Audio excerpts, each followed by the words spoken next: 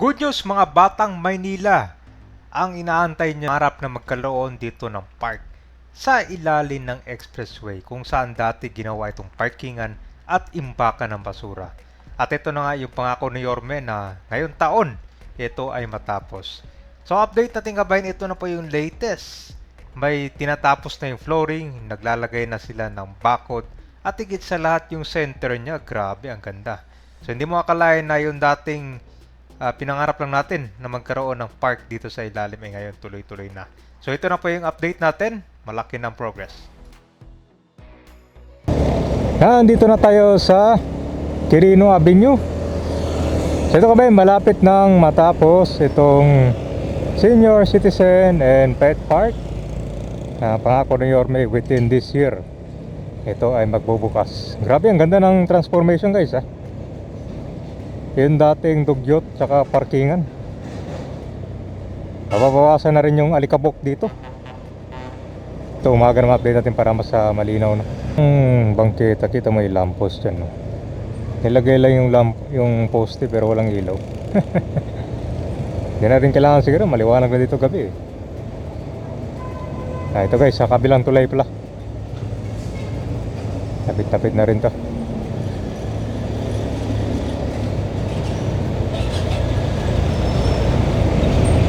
Yung mga footbridge dito, ang dami mga kanyan, basura, no?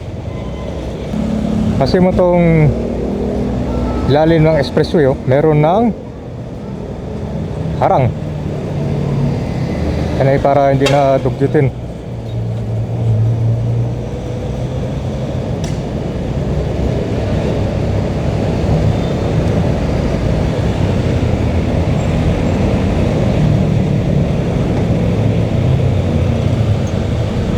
Ito na guys, kita mo na yung pintura, ayos. Parang bakod, parang katulad doon. Ayos pala. Ayan guys, yung pintura na yung poste sir, ganda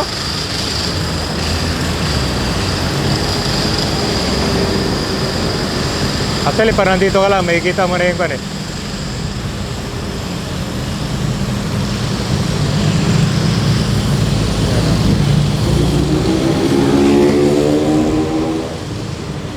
So, kung sa yung flooring niya, tinaasan. Tapos ito yung mga, yung bakod.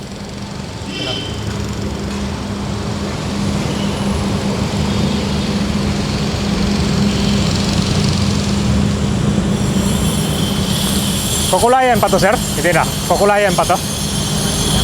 Itong kanya, hindi na. Paano sir? Bricks, di ba? Bricks?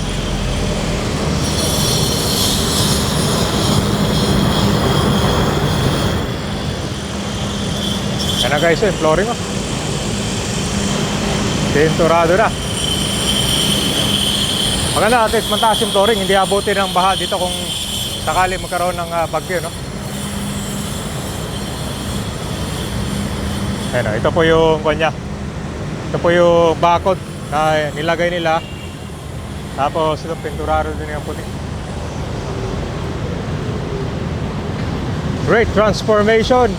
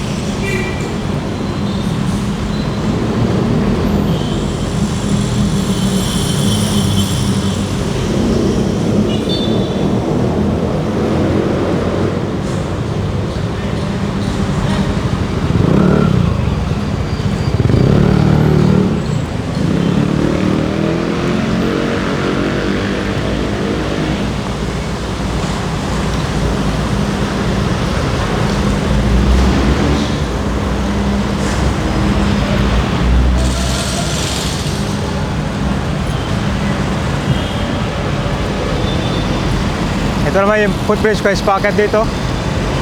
Mukhang banda rin ayusin itong footbridge to kasi yung hagdan niya dyan, sira-sira na. Oh. Dami ng kanyan, lubak.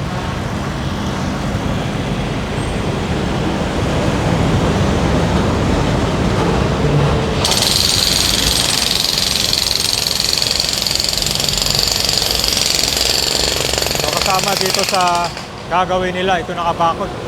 Ito naman yung papuntang Paco Santa Mesa Road. Ito guys, hanggang dito yung ginagawa nilang park. Pansin mo yung bakod niya, meron na rin mga halaman. Ayan o. Yan po yung finished product kapag ang buo na yung bakod guys.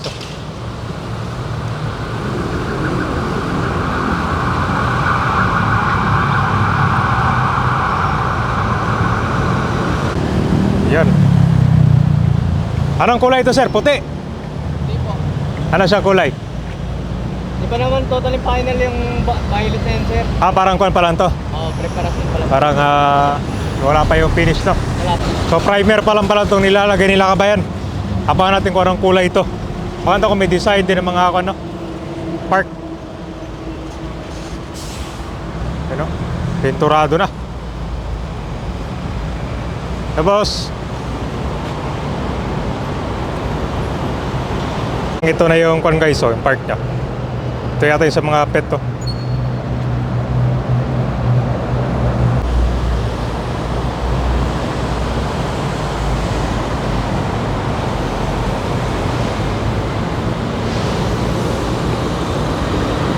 Ay no, dinidilid na yung halaman no. Anong halaman to sir? Anong halaman to? Anong tawag dito? Bamboo pa to?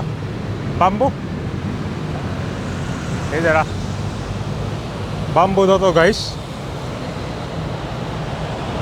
Ito guys oh. Ito mukhang hindi kasaya sa air develop no. Ito yung mga nasusulog at tanso eh. Talagang dinugyok.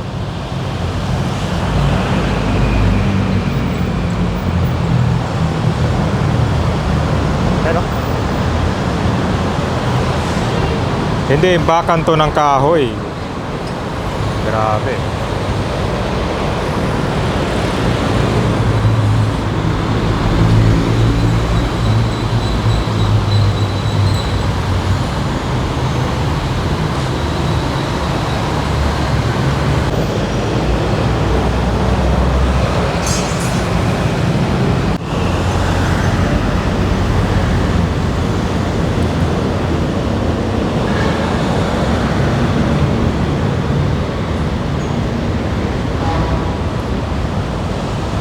Grabe, ang ganda guys, oh.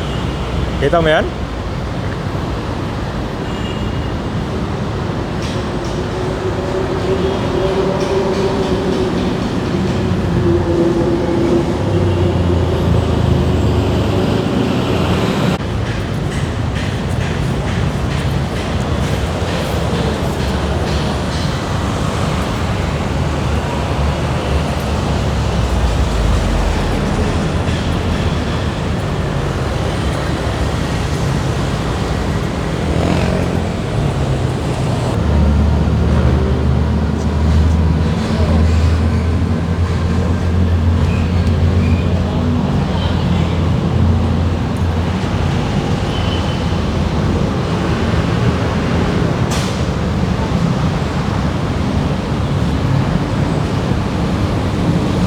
Ito yata yung sa mga pet guys, oh. Mukhang to. Meron din palang ano. Ayun, oh. May maliit na office, oh. Siguro ito yung kapihan, oh. Yan, kita mo yan, may maliit yan. Ito yung tapos na. Pinturado, parang primer pa lang daw yan. May mga bamboo trees yan. Ito yung bakod niya. So meron lang entrance to. I think yung main entrance ito dito. Yung meron pedestrian lane. At ito na yung bangketa dito sa Pandakan. So hopefully, sabi daw pwede pa doon lagyan ng mga lamppost to. Kasi may post din eh. Pero hindi na kailangan ng pailaw dito. Alam nyo bakit? Kasi yung ilalim ng expressway, pinailawan na yan. Siguro panggandahin na lang tong bangketa. Tanggalin yung mga pwede pang tanggalin para pwedeng lumawak to. Kasi tinan mo naman, lalakarin mong tao, may mga poste nakaharang. Tapos yung bike lane, Gawin ng bike lane to kasi I'm sure maraming mga masol dito gamit yung bike. Wala masyadong bike lane dito kundi dito sa bangketa or gawin provision bike lane tsaka sidewalk na. Kaya mga kabayan at ilang ko na lang to, mga siguro araw or buwan at ito ay matapos. Yung gitna niya, buo na, di ba? So ito yung park na parang BGC. Green space na magamit ng mga residents para mag-relax at makagawa ng mga outdoor activities gaya ng Zumba, o di ba? Kasi siyempre senior citizen park.